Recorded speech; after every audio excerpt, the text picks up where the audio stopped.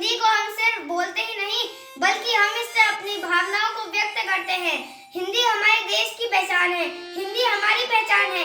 जिस देश में भाषा का विकास नहीं होता उस देश का भी विकास नहीं होता।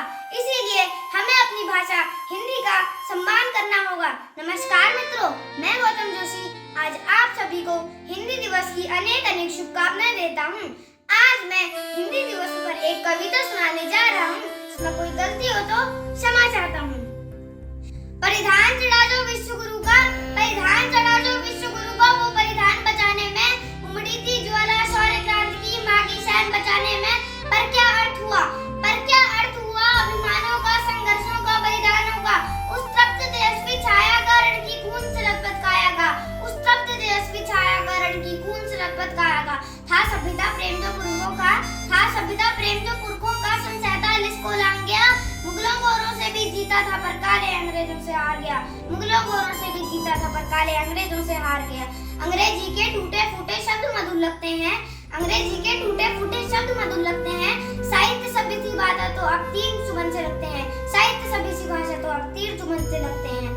वेदों में तो किस्से हैं, आज की युवाओं की विचारधारा क्या है कि वेदों में तो किस्से हैं, इतिहास उन्हें अब रहने दो। तुलसी काली को मोंग रखो, पुस्तकों में सिमटे रहने दो। भारत माता का मस्तक भी, भारत माता का मस्तक भी पीड़ा से तब झुक जाता है जब भारत माता का बच्चा हिंदी बोलने में कतराता है। कि माथे का चंदन हिंदी है, कि माथे का चंदन हिंदी है, भारत का वंदन हिंदी है, गोरों का मर्दन हिंदी है, लौटा अभिनंदन हिंदी है। हिंदी राग नहीं, हिंदी राग नहीं, अनुराग नहीं, सद्भाव नहीं, दुर्भाव नहीं, बंदूक नहीं, संदूक नहीं, अलगाव नहीं, टकराव नहीं, लोगों के दुष्ट भाव नहीं, न ही हिंदी अभिलाषा है।